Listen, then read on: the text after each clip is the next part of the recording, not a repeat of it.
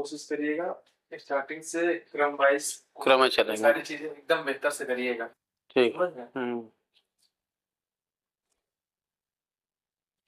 Hello मित्रों, मैं हूं अंशुमान दुबे। आज इस क्लास में हिंदी का पहला दिन मैं लेकर के आया हूं।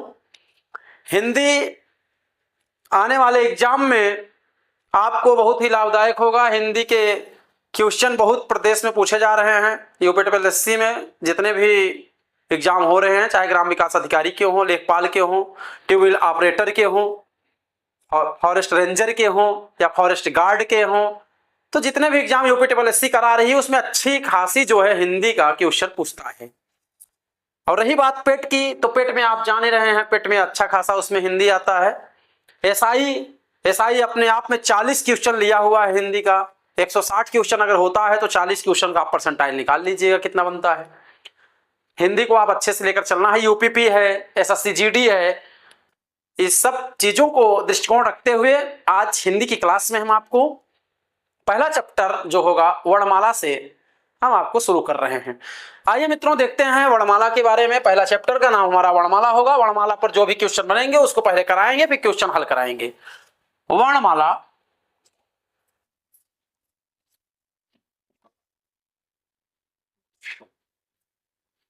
वर्णमाला को हमको पहले दो भागों में बांटना है। किसमें बांटना है मित्रों? इसमें बांटना है, दो भागों में डिवाइड करना है। वर्णमाला, वर्णों का समूह वर्णमाला कहा जाता है, या अक्षर का समूह ही वर्णमाला है। 52 वर्ण होते हैं, 11 स्वर हैं और 39 व्यंजन है, दुगुण व्यंजन लेकर के 52। इस प्रकार से मित्रों पहले वर्णमाला का हम क्या करते हैं, डिवाइडेशन देखते हैं कि वर्णमाला के कितने भेद हैं। तो वर्णमाला के दो भेद हैं। पहला आपको मिलेगा स्वर और दूसरा मिलेगा मित्रों व्यंजन। क्या मिला? स्वर और व्यंजन। तो स्वर में अगर देखें तो स्वर में आपको यहां पर देखें तो स्वर के कितने भाग हैं? दो भाग हैं। कौन कौन से? इसके दो ही भाग पूछता है। एक जो है मूल स्वर पूछता है। क्या पूछता है? मूल स्वर।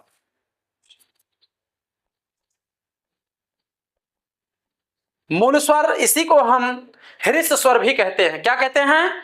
हृस्व स्वर भी इसी को कहा जाता है। दूसरा पूछता है दीर्घ स्वर।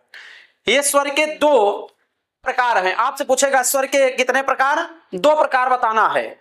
अब व्यंजन में अगर हम बात करें मित्रों, व्यंजन में पहला आपसे पूछेगा कि व्यंजन की बात किया जाए तो यहां पर स्पर्श व्यंजन, दूसरा क्या होगा? स्पर्श के बाद आता है आपका अंतस्थ व्यंजन,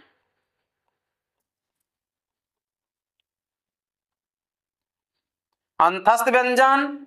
अंतस्थ व्यंजन के बाद जो आता है आपका यहां पर ऊष्म व्यंजन, ऊष्म व्यंजन। तो ये स्पर्श, अंतस्थ, ऊष्म, ये तीन आप जानते रहिए। इसमें से आपको पूछेगा व्यंजन कितने प्रकार से? स्पर्श, अंतस्थ, ऊष्म। और स्वर कितने प्रकार के? मूल स्वर और दीर्घ स्वर। ये वर्णमाला के विभेद हैं। वर्णमाला को दो भागों में बांटता है, स्वर और व्यंजन।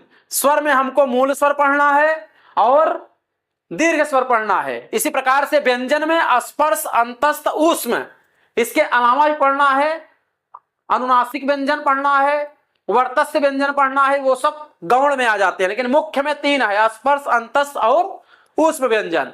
इस प्रकार से इसको नोट कर लीजिएगा। हम चलते हैं वर्णमाला के क्रम में। हमने आपको एक झलक दिखाया कि वर्णमाला का जो भेद है कितने प्रकार से इसको बांटा जाएगा। नोट कर लीजिएगा।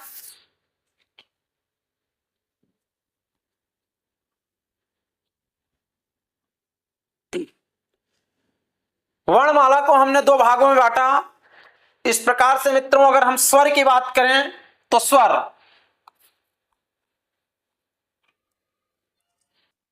स्वर में देखें तो स्वर ऐसे मात्रा होती है, ऐसे वर्ण होते हैं कि जिसमें सबसे कम समय लगता है, निर्बाध अबाध गति से निकलती है, इसमें किसी व्यंजन की आवश्यकता स्वर में नहीं होती है, यह अपने आप में स्वतंत्र है। स्वर स्वर की मात्राएं दो प्रकार की होती हैं, हमने बताया मूल स्वर और दीर्घ स्वर। तो स्वर में हम देखें तो कितने प्रकार के स्वर होते हैं, तो स्वरों की संख्या अगर आपसे पूछेगा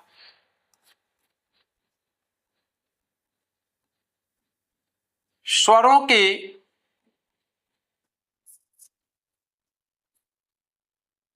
संख्या बराबर 11 होती है। कितनी होती है? स्वरों की संख्या 11 होती है। कैसे होती है उसको जानिए आप। जैसे आपसे पूछेगा कि मूल स्वर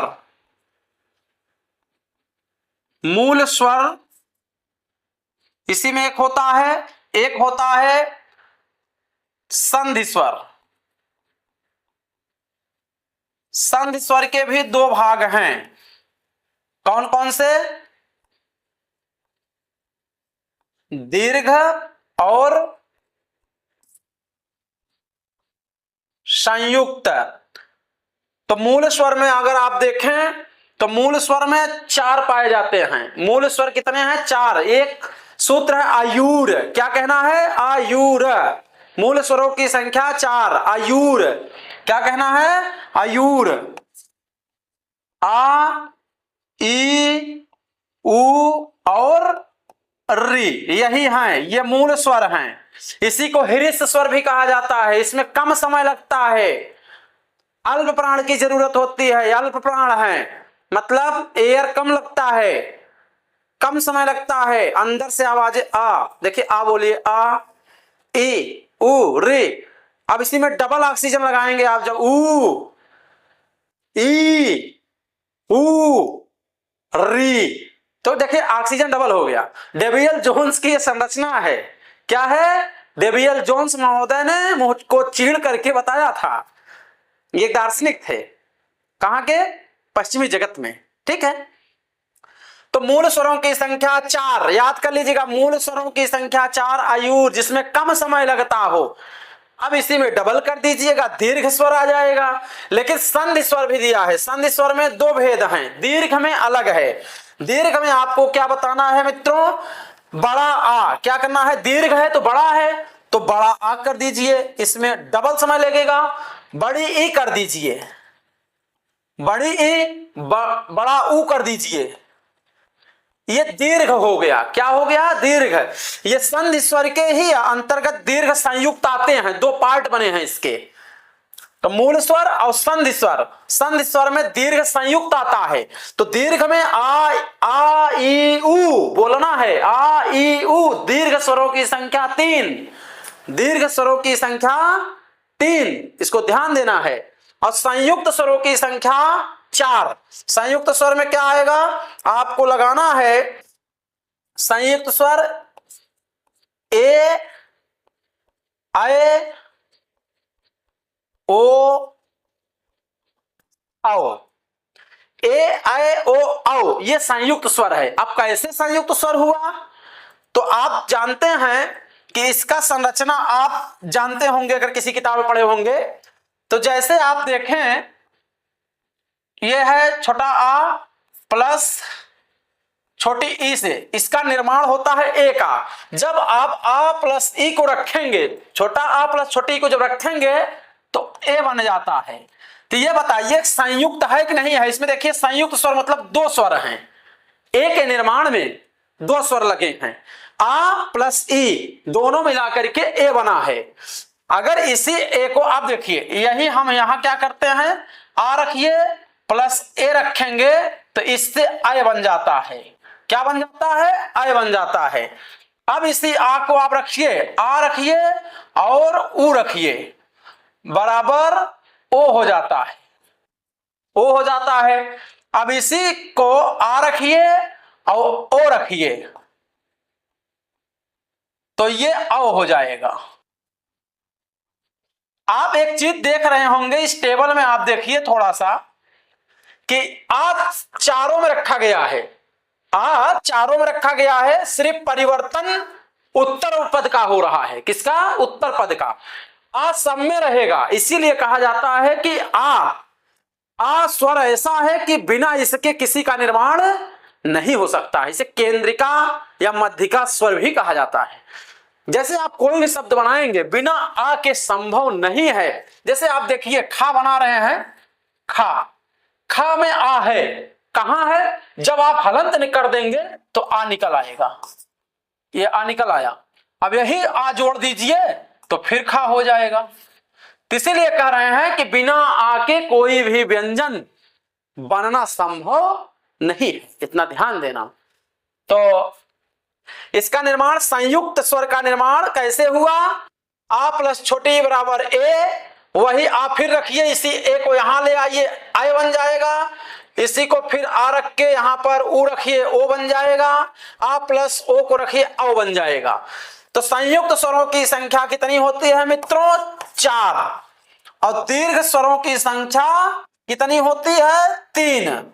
और मूल स्वरों की संख्या 4। अब जोड़िए, 4 3 7 4 11। 11 स्वर मानक आपको किताब में देखने को मिलेगा। तो आपसे पूछेगा क्या कि स्वरों की संख्या कितनी? 11 लिख लीजिएगा। मूल स्वर या ह्रस्व स्वर एक ही हैं? बिल्कुल एक ही हैं। मूल स्वर, ह्रस्व स्वर ये 4 होते हैं। आयुर, एक सूत्र रखिए, आयुर। मूल स्वर या ह्रस्व स्वर में कम ऑक्सीजन लगता है, आ ई उ रे, बस। अब इसी को डबल कर दो, आ ई उ री, डबल ऑक्सीजन लगा तो दीर्घ हो गया। और क्या करना है उसमें? कम समय लगाना मूल होगा, ज्यादा समय लगाओ दीर्घ हो जाएगा, लंबा खींचेगा। तो ये है स्वरों की संख्या 11 में मूल स्वर और संधि स्वर। संधि स्वर के 2 लड़के दीर्घ और संयुक्त।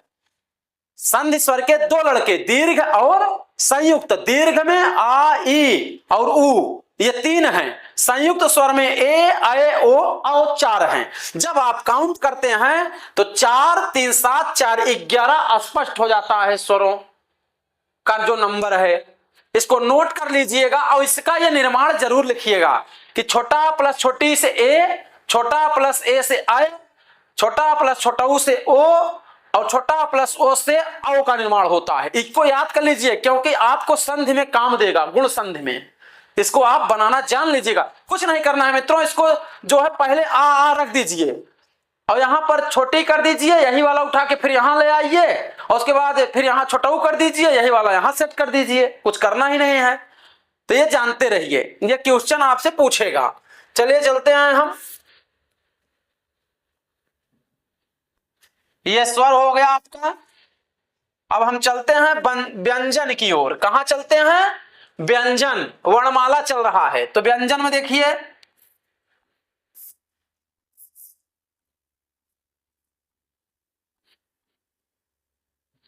क्या है, ये व्यंजन है।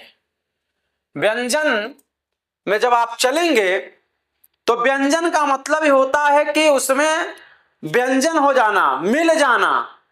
तो उसमें स्वर अपनी भूमिका, बिना स्वर के व्यंजन नहीं बन सकता है, बिना स्वर के व्यंजन नहीं बनेगा। इतना नोट करिएगा कि बिना स्वर के व्यंजन नहीं बनता है। क्या? बिना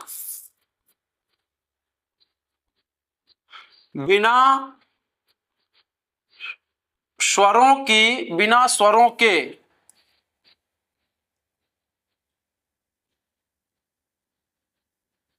व्यंजन का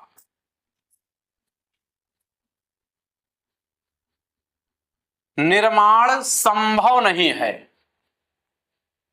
संभव नहीं है। बिना स्वरों के व्यंजन का निर्माण संभव नहीं है। बिना स्वर के व्यंजन का निर्माण नहीं हो सकता है, ध्यान देना। तो इस बात को नोट कर लीजिएगा। ये हो गया। अब हम व्यंजन के बारे में चलते हैं। तो व्यंजन, सबसे पहले व्यंजन जो मिलता है हमको, स्पर्श व्यंजन मिलता है। क्या मिलता है? स्पर्श। स्पर्श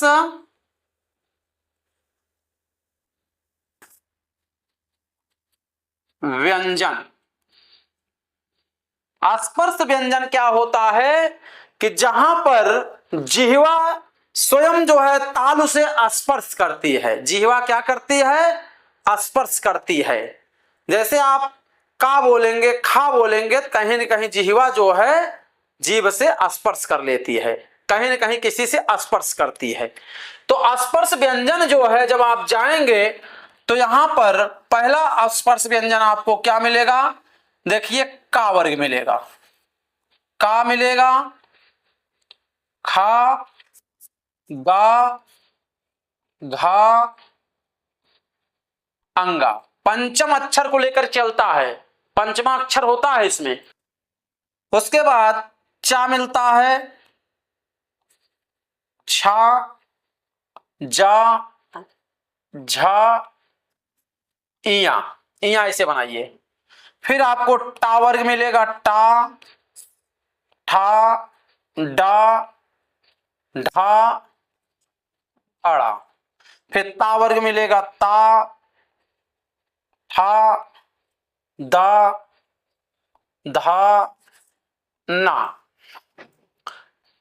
पा, फा, बा, भा, मा। इसको नोट करिएगा, यह स्पर्श व्यंजन है। क्या है? स्पर्श व्यंजन है।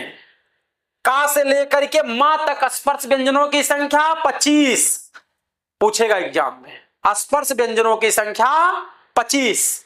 देखिए 5-5 का है ये। देखिए ये 5 5 5 5 5 जब जोड़ेंगे तो टोटल कितना आएगा? 25। स्पर्श व्यंजनों की संख्या 25। कहां से कहां तक? का से मा तक। ठीक, इसको नोट कर लीजिएगा। अब आगे चलते हैं, नोट करिएगा, आगे चल रहे हैं।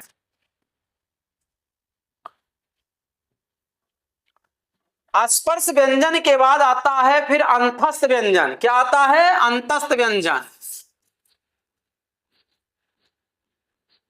अंतस्थ, अंतस्थ, अंतस्थ, अंतस्थ होता है, अंतस्थ, अंत के अस्थ की बात कर, अंतस्थ व्यंजन। व्यंजन ऐसे ही लिखा करें, व्यंजन।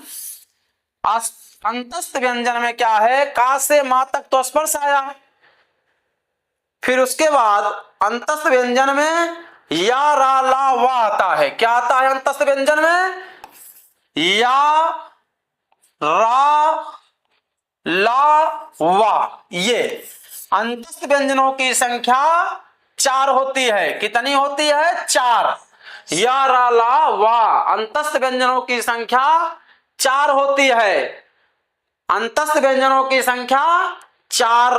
तो 25 आपका क्या था? 25 आपका स्पर्श व्यंजन प्लस 4, इसको जोड़ लीजिएगा। चल रहे हैं। फिर उसके बाद आपसे पूछेगा कि अंतस्थ के बाद कौन सा व्यंजन आता है, तो यहीं पर आप कहना कि ऊष्म व्यंजन। कौन सा? ऊष्म व्यंजन। ऊष्म व्यंजनों की संख्या पूछ रहा है, कितना होगा?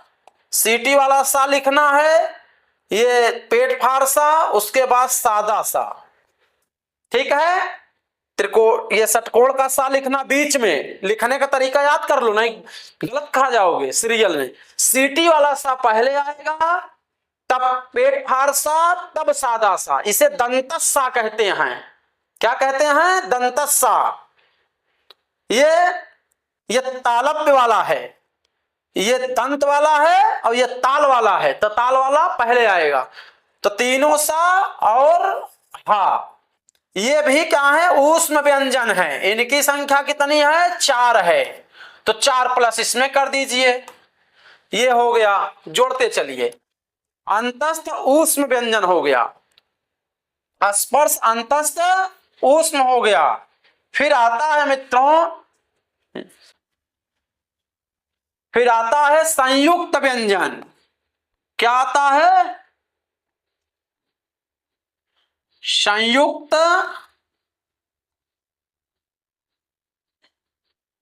व्यंजन। संयुक्त व्यंजन की संख्या कितनी होती है? छा, त्रा, ज्ञा, सा। क्या होती है? छा, त्रा, ज्ञा और स्रा, छ त्रंग ज्ञा और स्रा, ये चार जो है क्या है, संयुक्त व्यंजन है। अब संयुक्त व्यंजन में मतलब जुड़ा होगा, संयुक्त मतलब कुछ न कुछ उसमें मिलाया गया होगा। तो आइए देखते हैं, ये छा का निर्माण जब देखोगे तो यहां पर आप का हलंत लगाइए और प्लस जब सा करेंगे तो ये क्या होगा, इससे छा बनता है। का हलंत वाला पेट फार सा से इसका निर्माण छा का हो गया। उसके बाद फिर देखिए त्रा का निर्माण, देखिए त्रा क्या है, यहां पर ता करिए, हलंत करिए, प्लस रा कर दीजिए, ये हो गया, त्रा हो गया। अज्ञा का मतलब होता है, यहां पर जा लिखिए, हलंत प्लस इया कर दीजिए, ज्या, ज्या से ज्ञा बन जाता है। क्या बन जाता है, ज्या से ज्ञा। अब स्रा की बात कर रहा है, इसमें सा और प्लस रा, देखिए संयुक्त है कि नहीं, इसमें संयुक्त मतलब मिला हुआ है। संयुक्त में दो चीजें आ रही हैं, संयुक्त मतलब होता है जब एक से अधिक चीजें उसमें जुड़ जाएं। तो संयुक्त में स्रा, सा हलंत लगा के रा बनाइए स्रा, जा में हलंत लगाइए इया बनाइए, इससे उसकी उत्पत्ति है।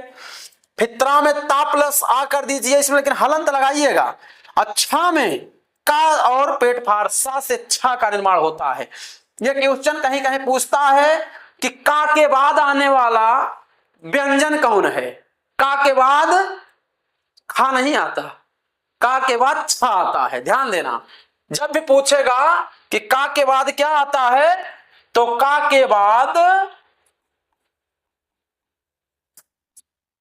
छा आता है।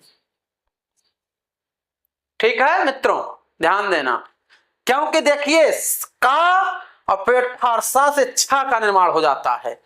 ठीक है, चलिए चलते हैं अपने इस ओर। तो संयुक्त व्यंजनों की संख्या हमने बताया कितना, चार। चार, इसको भी आप नोट कर लीजिए। ठीक, संयुक्त व्यंजन हो गया। अभी बाकी है और कौन सा व्यंजन, तो द्विगुण व्यंजन। कौन सा,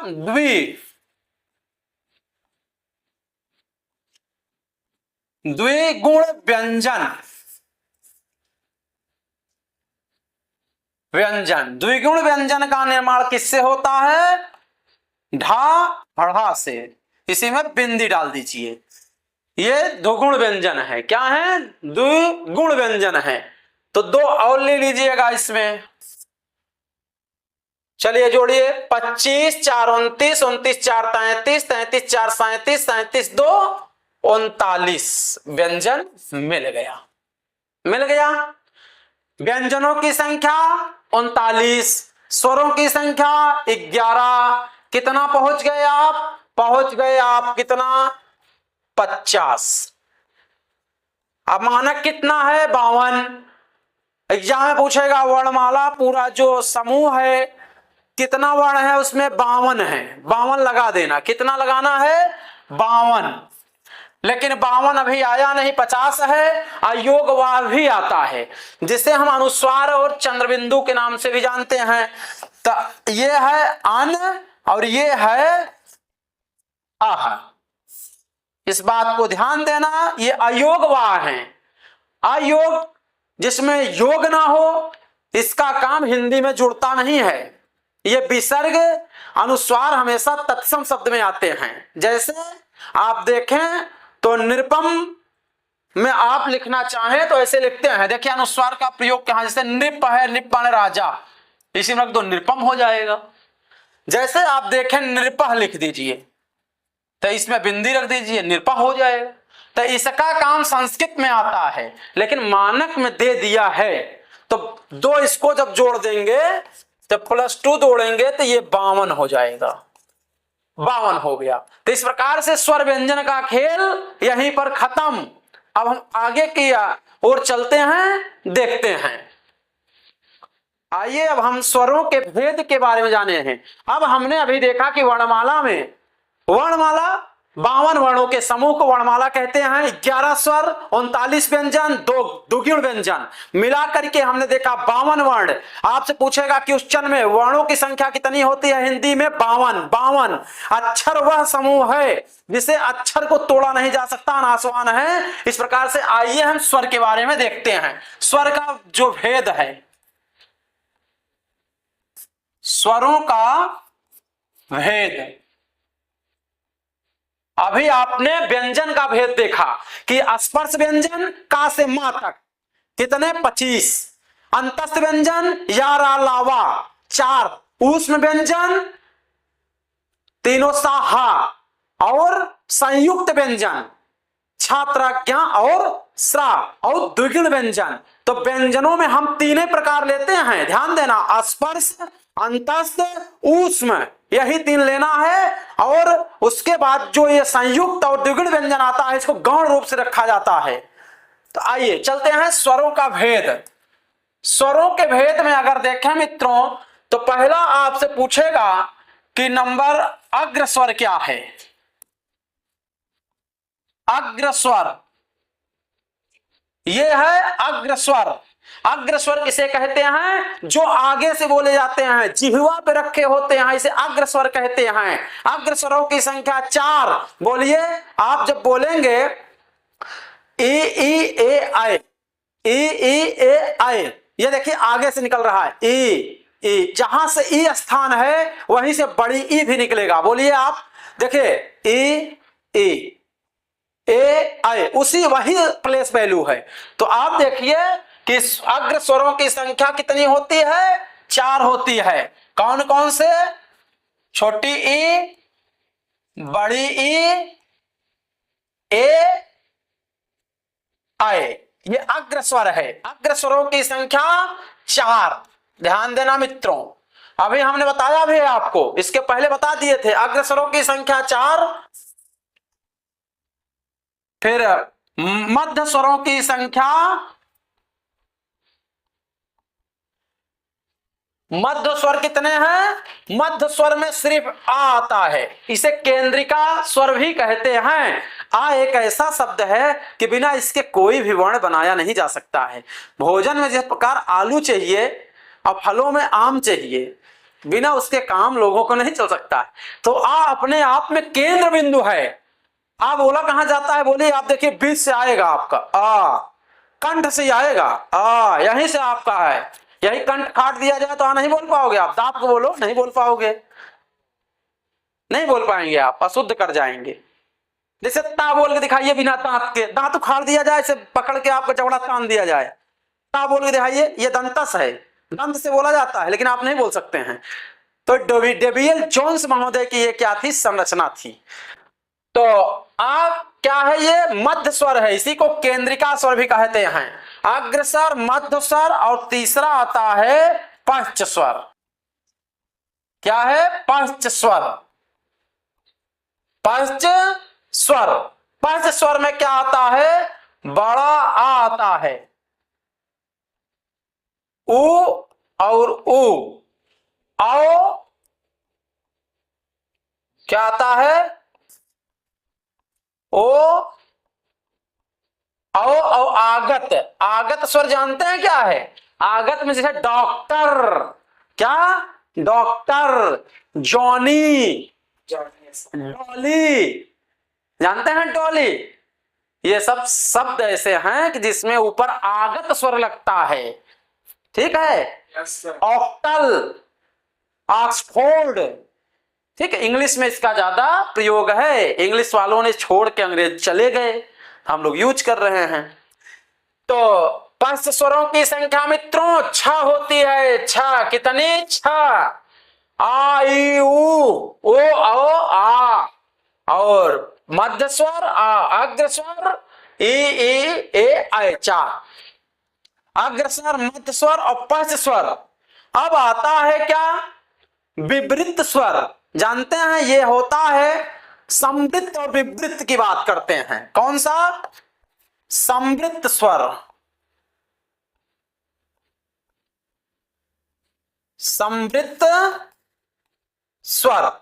समृद्ध स्वर की अगर हम बात करें तो ईयू, एक सूत्र है ईयू, क्या ईयू, बस यही कह दीजिए आ जाएगा ईयू। क्या कहना है ईयू। ई का मतलब ये भी रहेगा, इसकी बहन ये भी है ना ईयू, इसको लगाए तो इसकी बहन को भी लगा दो ईयू। तो ऊ आया तो उसके बड़े भाई भी लगाइए ना भाई।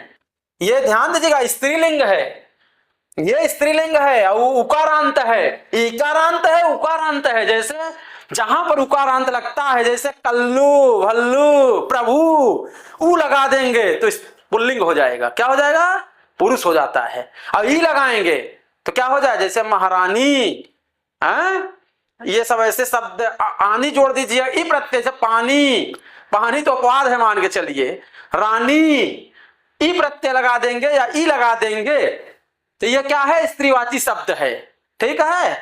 इस बात को ध्यान देते रहिएगा। तो आपसे पूछे भीगा तो ई फिर ऊ का भाई ये भी आ गया। तो समृद्ध स्वर में लोग भटक जाते हैं, समृद्ध स्वर में लोग नहीं पहचान। समृद्ध में कहना क्या है ईयू ईयू, क्या कहना है ईयू ईयू, बस याद कर लो हो गया। अब क्या करना है, अब क्या करना है, अब इसके एक भाई हैं इसको 1/2 करना है समृद्ध को, समृद्ध स्वर को क्या करना है इसी को आधा करना है 1/2। तो अब ये 5वां नंबर पे अर्ध समृद्ध, इसी को आधा कर दीजिए, अर्ध समृद्ध स्वर एयो एयो, क्या कहना है एयो एयो एयो। बहुत दिक्कत होती है लोगों को ना समृद्ध और समृद्ध, समझ रहे हैं, यही समस्या हो जाता है एयो। ये देखिए ए ओ कुछ नहीं आ गया, अर्ध समृद्ध एयो, समृद्ध स्वर में ईयू ईयू, क्या कहना है ईयू ईयू। अगर ई आई तो उसकी बहन आई, ऊ आया तो उसका बड़ा भाई आया। तो समृद्ध स्वरों की संख्या 4, अर्ध समृद्ध 1/2 इसको करोगे तो एयो, एयो में 2। अब देखो बच्चे दिक्कत आते हैं, देखो यहां तो ठीक है अग्रस्वर ई ई ए आए, ई करोगे तो इस अगर ई लगाओगे तो इस ये आएगा, ए लगाओगे तो ये भी आएगा, इसको निश्चित समझ लीजिएगा। अगर आपने इसको टच किया तो कह रहा मैं भी बड़ी बहन हूं, मुझको भी ले लीजिएगा क्योंकि मैं भी उसी से निकली हूं, मैं साथ में रहूंगी। अगर तुम मुझको नहीं लिए तो सारी समस्या का खेल खराब कर दूंगी। ए कह रहा है भाई हमको भी ले, तुम्हारा भाई हूं साथ में ले, क्यों छोड़ रहे हो तुम हमको। तो ए आई तो ए लिया तो इसको भी ले लिया। अब इसमें देखिए मध्य स्वर में आ, मध्य कह रहा भाई बिना हमारे कुछ निर्माण नहीं होगा, हम ही मध्य हैं, हम ही ब्रह्म हैं, हम ही केंद्र हैं, कहां छोड़ रहे हो तुम हमको, बिना तुम्हारे हमारे अस्तित्व ही तुम्हारा विनाश हो जाएगा। तो आ गया कि मध्य स्वर में केंद्रिका स्वर है। पश्च स्वर में क्या रहा है कि जो अग्र स्वर में जो आप देखिए ई बोलते थे यहां से ई ऊ, अब बोलिए आ ऊ, कहां से बोल रहे हो, डबल ऑक्सीजन लग रहा है, डबल ऑक्सीजन आप दे रहे हैं। और महाप्राण भी है वो तो मैं बता दूंगा कि अल्प प्राण महाप्राण सब क्या हैं। जब आपसे पूछेगा समृद्ध स्वर क्या अल्प प्राण महाप्राण में क्या है तो बच्चे वहां डिफीट खा जाएंगे, बस वही रटे हैं वो पंचमा अक्षर 1 3 5 4 4 3 2 योज, यही रट के चल रहे हैं। तो देखिए परंपरागत पढ़ाई मत पढ़िए, इसको इस तरह से याद कर लो यार, जीवन में छुट्टी मिल जाए काहे अरे आप परेशान हो, पसी से का सोर्सेस लेकर इसको रटते रहो, बस समझो लॉजिक है इसमें, लॉजिक समझो, मुंह को चीड़ करके बताया जाता है इसमें। तो समृद्ध स्वर ई ई ऊ ये अर्ध समृद्ध में ए ओ ये आ गया। अभी और बाकी है, इतना आप लोग नोट करिए पहले, अग्र स्वर मध्य स्वर पश्च स्वर समृद्ध स्वर अर्ध समृद्ध, समृद्ध है तो अर्ध समृद्ध जरूर होगा ए यो, ठीक। चलिए इसको नोट कर लीजिएगा, फिर आगे चलते हैं। 2 स्वर इसमें अभी और बचे हैं, ये स्वरों का भेद है, क्या है स्वरों का भेद है।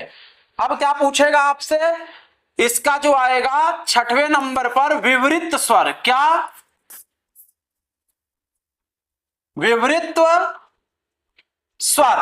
विवृत स्वर में ये कहता है आए, क्या कहता है आए, मेरे घर आए, और क्या करना है यहां आए लिख दे भाई, लेकिन आए में या वाला नहीं ये वाला, देखिए ये आए, आए कहां आए, आए तो ये विवृत स्वर है, तो ये मतलब इसमें क्या होगा, बड़ा आ और अय होगा।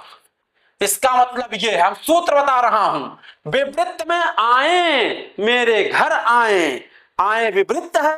अगर आप विवृत है तो आधा इसका भी कर दो, अर्ध विवृत कर दो इसका।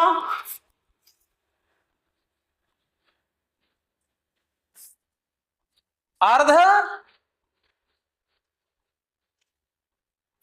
विवृत स्वर, अर्ध विवृत स्वर में अब देखिए इसमें इसका छोटा फॉर्म क्या है, आए का जो आया है, इसका भाई क्या हो सकता है, आ का भाई कौन है, अभी हमने क्या बताया, इसका छोटा भाई क्या हो सकता है, छोटा आ।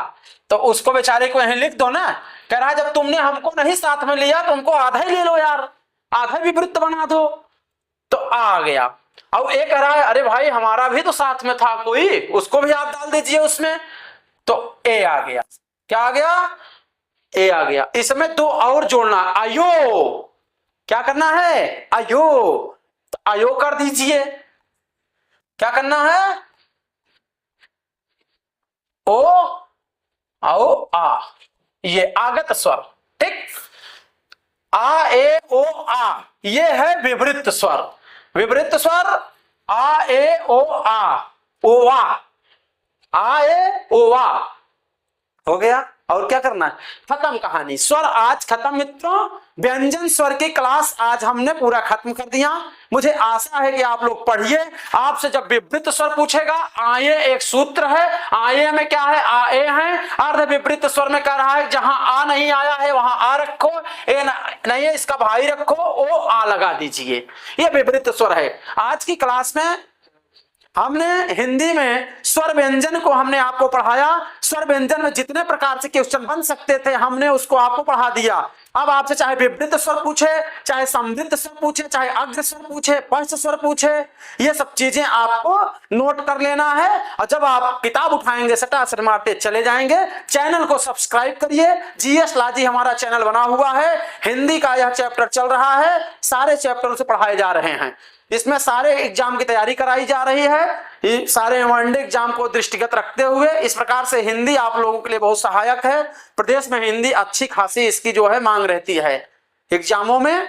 तो आज तक के लिए मित्रों इतना ही रखते हैं, फिर अगले क्लास में हम आपको दूसरा चैप्टर वर्ड शब्द मतलब शब्द सैष्टव लेके आएंगे। क्या आएंगे, शब्द सैष्टव। तब तक आज तक इतना ही, आप लोग रिपीट करते रहिए। चलते हैं, धन्यवाद।